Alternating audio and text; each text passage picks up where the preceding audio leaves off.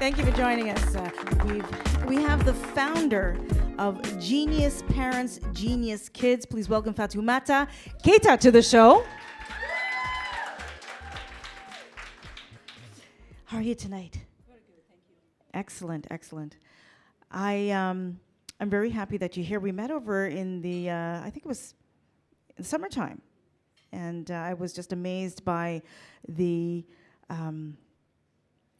company that you have, and it resonated with me as an educator, and I realized the importance of parenting.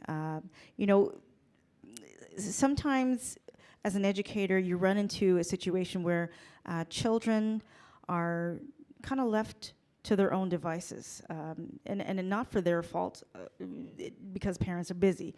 They have things to take care of. They have to work. So there's certain times there are opportunities that are missing for the parent to kind of do what they need to do in terms of extra nurturing rather. So the genius comes from the parent, right?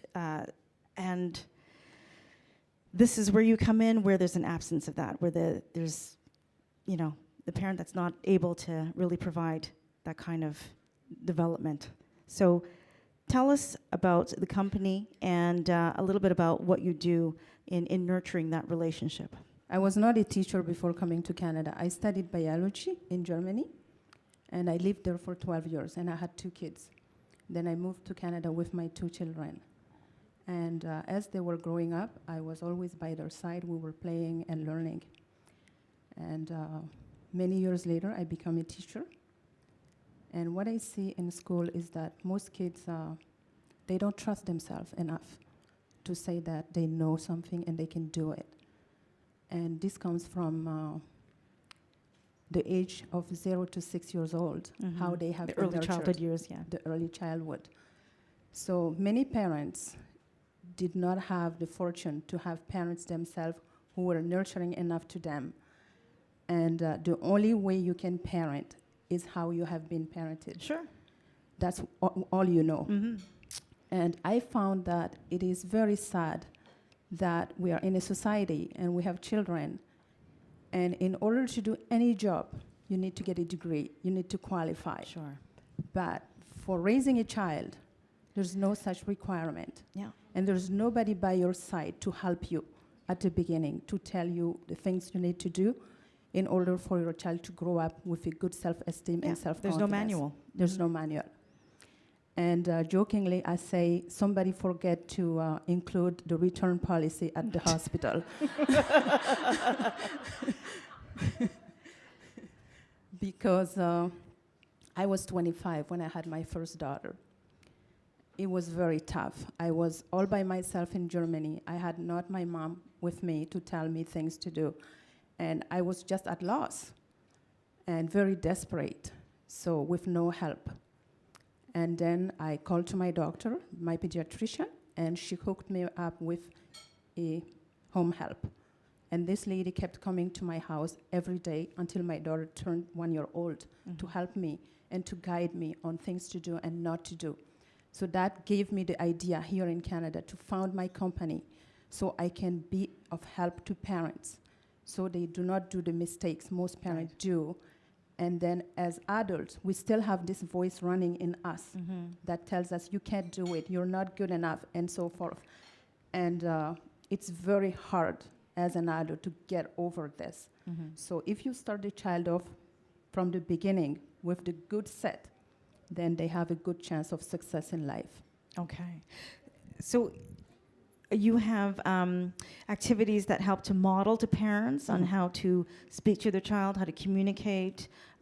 So tell us some of the things that you offer. Okay. So the program is a holistic approach. It goes from nutrition, from sleep time. My study in biology is more on cognitive development. That's how the brain develops from the conception to the age of 21, and all the things you need to do in order to nurture your child's brain. Because your brain is a target-seeking organ. And once you implant the target, it's going to drive you to go get it. But most of us were not taught how to set a target in our brain. So I help parents on the things to do Right. in order to achieve that. Okay. And do you also talk about discipline Yes. and pro-social behaviors?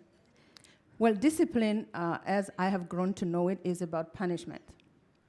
And the first time it will work, but the second time it doesn't work, and the other times the child just doesn't care anymore about the punishment. So you can just leave it. It doesn't work.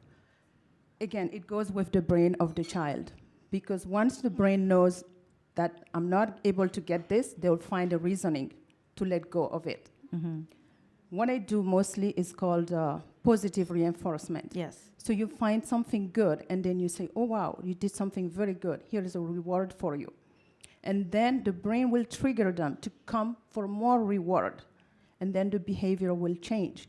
So most of my intervention is based on behavioral change, really, with Okay. parents. Okay.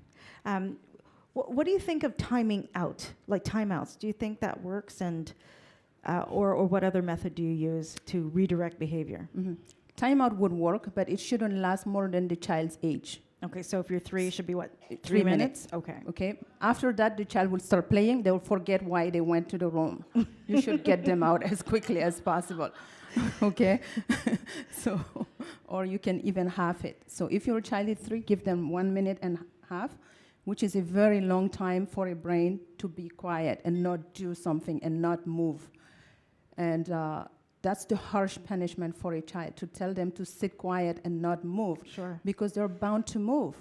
So the longer it gets, the more their brain tries to find escapes from it. So it doesn't work in the end. But if you time it, really, and the key is after the timeout, you need to have your talking moment with your child. Because everybody is calmed down, and then you talk about what happened and what could have happened to make it a better situation. So don't stay in the negative. Take the negative, go to the positive with it. Okay. I've seen situations where children were in time-in scenarios, and a time-in is when they're being hugged for 3 minutes and they can't move. And they're like squealing, gotta get out of this position. Yeah. Then I've raised 3 children. God bless them. You know, they're 26, 24, and 21 now, Yeah. but they're 2.5 years apart. Wow. And they're smart children. So I would have the, but why? Why do I have to, or why can't I? So I had to provide a logical consequence for their behavior. Yes. So what would you say about that? Well, the why question is the most important question, because our survival depends on it as a biological species. And if your child is asking lots of why question, be happy, because they're very smart. And you should reward them for asking the why question. And if you do not know the answer, go with them and find it together. So it becomes like a game. It becomes a play. It's very fun. You don't have to have all the answers as a parent. Nobody said that. So when you give a consequence to a child, explain them why.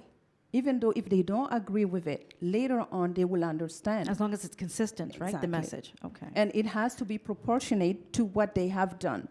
Let's say they just spilled over milk, and then you just time them out for 5 minutes. That's irrational, I would think. That's and they would not understand.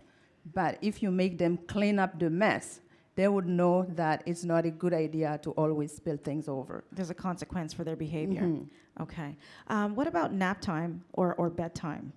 Bedtime was always a challenge in my house, trying to get them to bed on time at the same time. And we used to play this game of who would go to bed the fastest.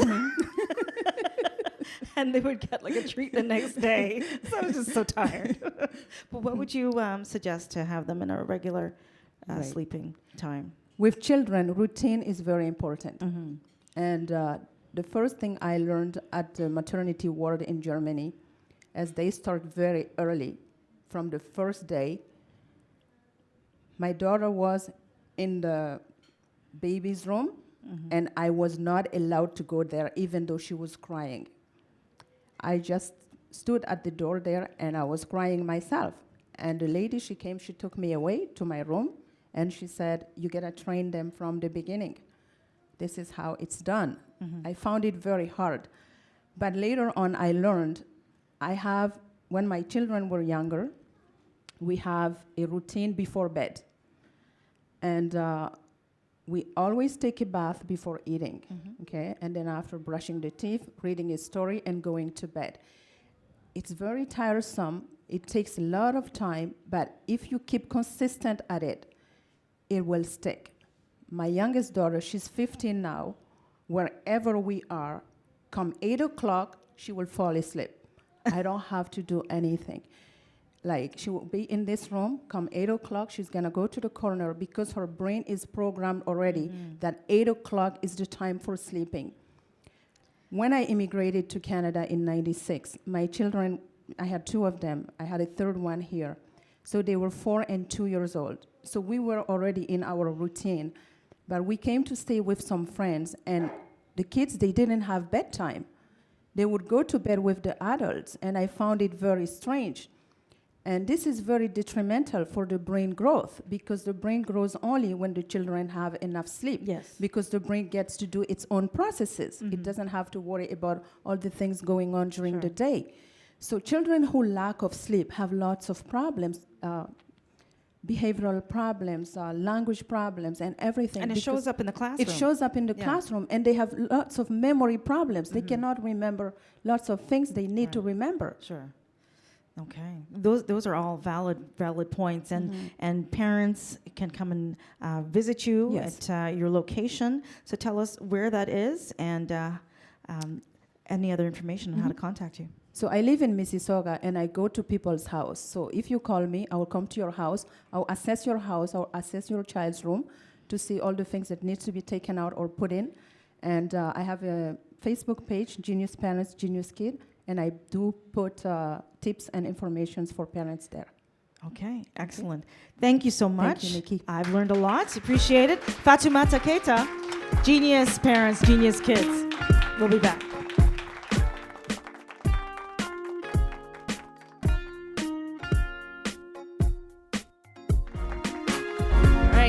Thank you. We're here at the Paintbox Bistro. It's the Nikki Clarke Show, and sitting beside me is a very good friend of mine. We've connected through fitness many years ago, and she's right back. Second time on the stage. Please welcome fitness expert Louise Vigneault to the show. Thank you. It's a pleasure to be back. Thank you. And always great to see you. It's always great to see you, and you look so pretty. Oh, thank you. Really, you're just magic touch of Joel. Yeah. Yes. She is what the young people call. She beat our faces. Oh yeah. I mean, just magic. Just magic. She does. A style lady forever. Yes, it is. Julie Powers does a great job. So, what have you been up to? I've been trying to follow you on the Facebook timeline, and I'm like, whew, I'm gonna need a minute. You've been busy. I've been so busy lately. A lot of training. That's mostly the main of what I do. It's train people. I'm a kind of a trainer's trainer. I help people to get into fitness. A lot of them wants to become fitness instructor, personal trainer. I know somebody here said that she became a personal trainer. So I teach mostly at Humber College. I teach in both campus, the North Campus and Lakeshore. And I love to see people succeed. So I kind of take them under my wings, and then suddenly I see them having a gym and becoming successful, being on TV, and it's like, wow, this is awesome. I just love it. And you're just full of energy and great positive vibes just being around you. You just want to excel.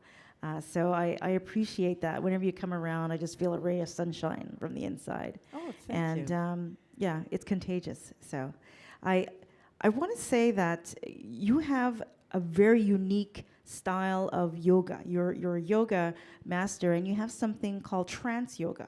Yes. And this is a trademark of yours. Yeah, Can you describe what that is?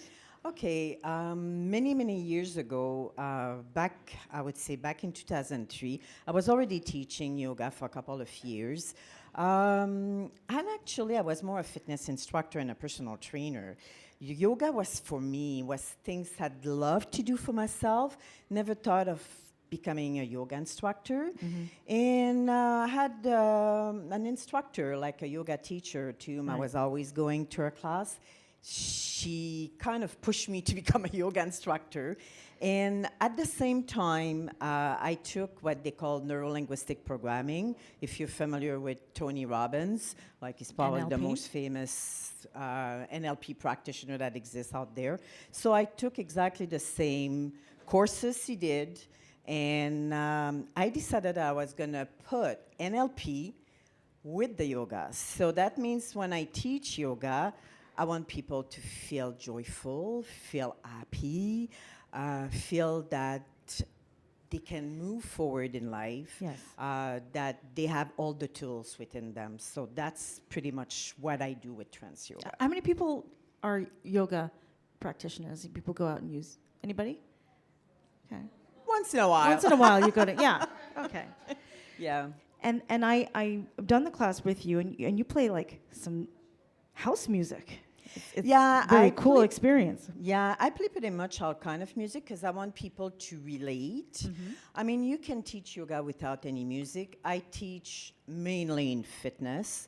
So teaching in fitness, people are so used to hear music at the in the background. So I decided that I would use house music. Sometimes I use top 40 music, Sure. sometimes chill out music. Lounge music, hip hop, Yeah. R&B. It's Like I eclectic. use pretty much all kind. Michael Jackson being one of my favorites. Mine too. So one of his songs people just love is Earth. I find it's really connecting with the earth, connecting with the trees, with what's going on, the environment. Everybody talks about the environment. I mean, I think that song kind of relates, and it relates to what we do in yoga as well. Yeah. So, Yeah. yeah. And I think it's important to go green. I know, that's exactly, it's the theme today. And I thought when I looked at it, I said, well, there's a movie coming out, Beauty and the Beast. And I thought, well, it reminds me of Beauty and the Beast. Yeah. Yeah. So we might see a nice flower coming out of it. Absolutely. So you've been busy with CanFit Pro, Yeah, and super busy with super Canfit busy Pro. with them. Yeah.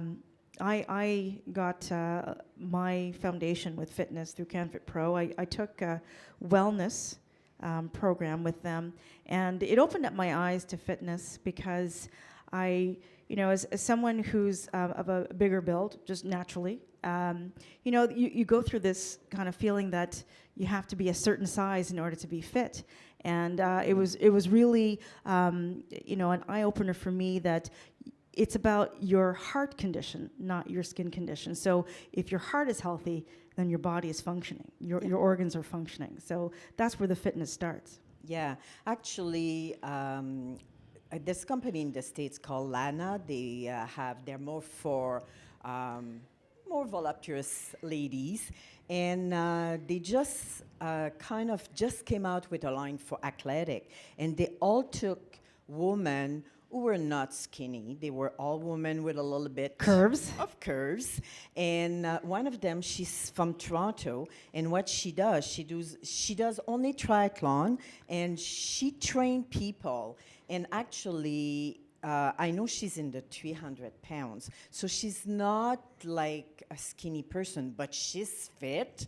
Like you, when she's even fitter than I am, because I don't run.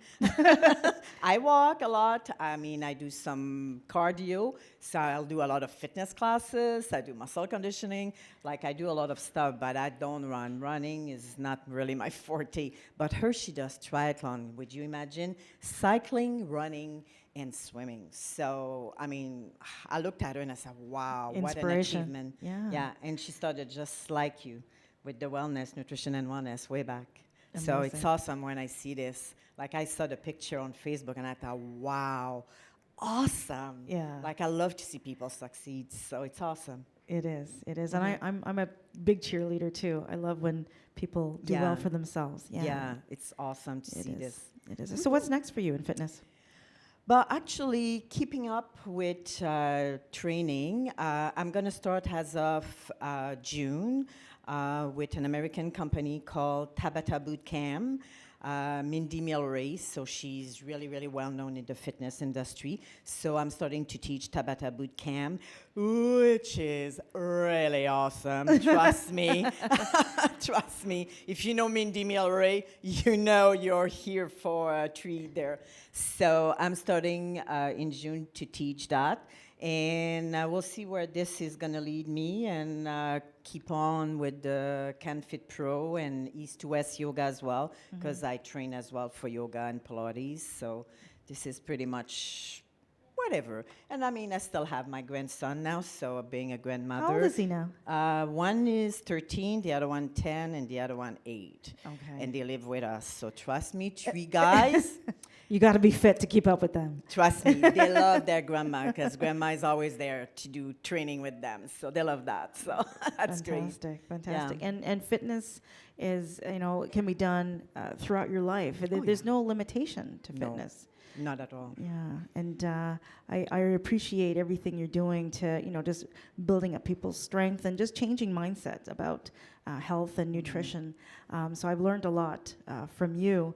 And before we go, now we are in March and we're getting closer to, swimsuit season. Yeah. What are some quick tips to kind of tone up the tummy? What can we do, say, like just sitting down, some simple exercises?